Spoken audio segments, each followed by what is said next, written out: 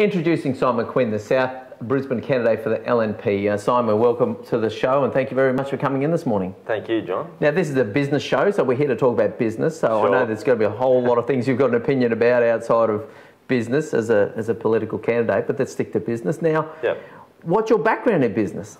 I've been a landscape gardener for 23 years. Oh, okay. How's that working out for you?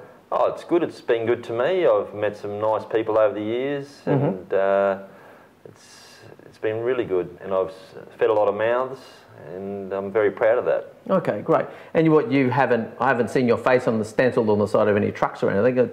It's not, it's Jim's mowing, it's not Simon's mowing. I mean, you've taken a conscious decision to remain a certain size. Yeah, I've always had that pretty hands-on attitude. I've always believed that that's the best result usually for myself personally. Okay.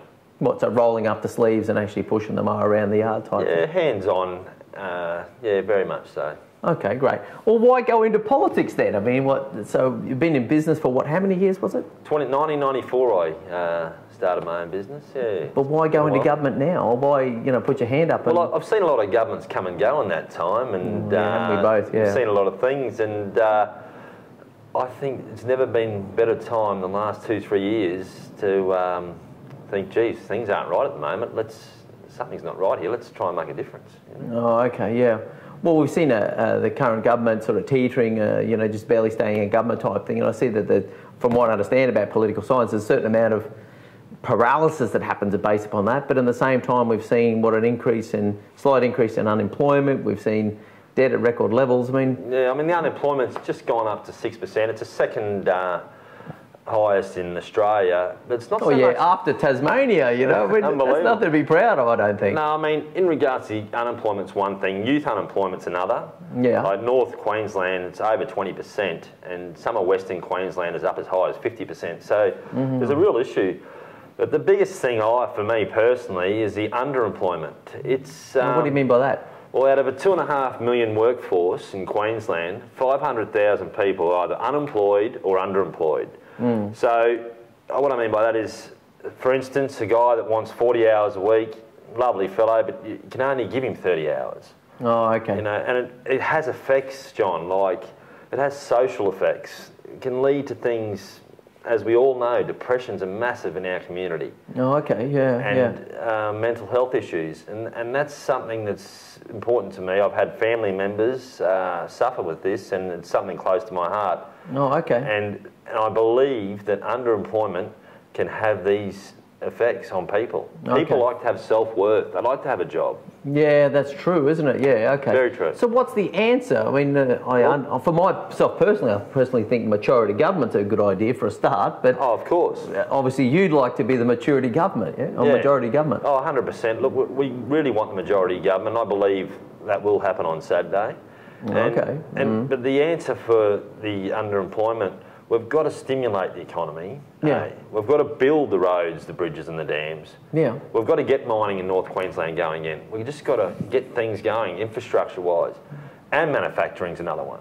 We've really got to kick-start things along. Okay. Well, how do you drive that without creating more debt? So I understand the infrastructure's a big deal and there needs to be infrastructure spending. How do you do that and balance the books? Look, initially, there's going to be a little bit of pain for a long-term gain. It has to be done. We can't just stand still. We've got to keep moving. We need the dams.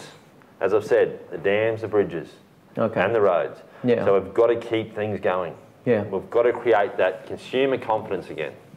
Okay, but then what's in it for business then? I mean, because there's always that pressure of your upcoming badge, or always your upcoming payroll tax, etc., etc. I mean, the cost of business doesn't seem to be going down. No, that's for sure. Like electricity's one, registration. These are some of the contributing factors that lead to underemployment. No, how do you make that connection? Well, for instance, coffee shop owner. Okay. He's got a small business. His electricity bills are gone through the roof.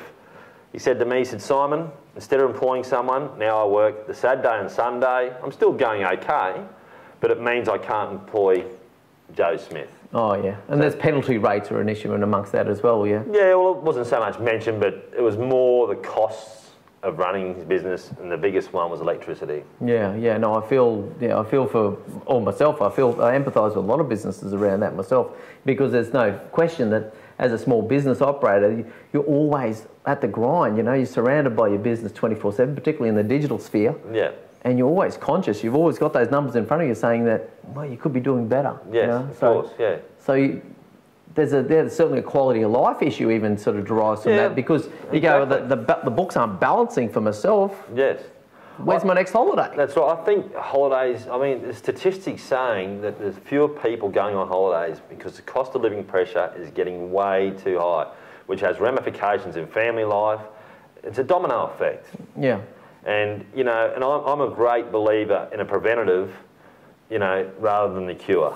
Oh, yeah, okay. And coming back to my electorate in South Brisbane, what I'd like to say, like, for instance, Vulture Street, for instance, Vulture Street or Boundary Road there. Yeah. You go down and you go up to people. You know, I'd like to see more liaison officers and community workers. From the police? Yeah, okay. Special liaison. Go up and say, how are you going today? Is everything okay? You know, I'd just like a bit more of that around the community and just to try and help these people along. Yeah. Is everything okay? You know, try and get them a job. I mean, look, the other issue too, obviously, which is a bit different, but it's the homelessness. There's way too much of that. We've got to really try and help those, you know. Yeah, okay. Well, those are things you're obviously quite passionate about, and not really in the business sphere, but say, for instance, what do you do about the fact, like myself as a small business person, I'd like to be employing people, but it doesn't seem like there's enough incentive around that. No, well, the government is going to give a $500 apprentice scheme for tools. Or is that something you guys are advocating the LMP. For? Oh, okay. And we're also going to look at the older workers, try and get them back in the workforce. I think that's extremely important. That was a great initiative by Tim and the team. Okay. To bring for the older generation and get them back in the workforce. Oh, okay. Well, there's no question about that. I mean, myself as a guy who grew up around technology, and I was, I guess, one of the first nerds in school. I got by without too many beatings, but anyway, I've got to this point in life where I appreciate that, you know, I'm around about a 9, 9.5, 10 on the tech scale, the tech understanding. But I come across so many people in business, in community, and variously across the tapestry of life that are my age but don't really get it. You know, they struggle with technology. And I have a deep empathy for those people, and I'd like to be employing some of them. So that'd be wonderful. You're saying the LMP's got something. We've got the initiative. We want to get the older generation back into the workforce and give them a leg.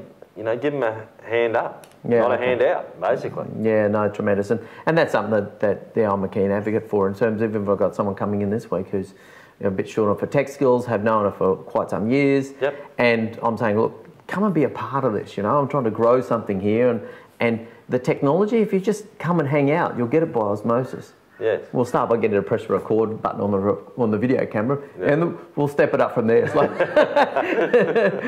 and then we'll explain exposure lock to her. But no, it's all right. I'm just joking, because she'll probably watch this and have a bit of a laugh because she knows who I'm talking about.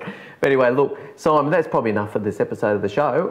Really appreciate you coming in. There's obviously some passion around this. I mean, you don't go into politics lightly, you know. No, like it's. I'm ready for the challenge, and as I said, we need a difference. Okay, all right. Well, good luck come Saturday, and we'll see how we go come Saturday night, I guess. Thank you very much. Yeah, thank you, John. Okay, thank you, Simon.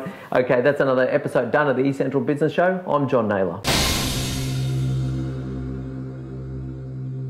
Thank you very much for watching another episode of the eCentral Business Show. What we're doing on the eCentral Business Show is we're bringing you business leaders and the best of the knowledge. We want to bring them on the show and release that content so that that's something that we can share with you by this easy to consume format.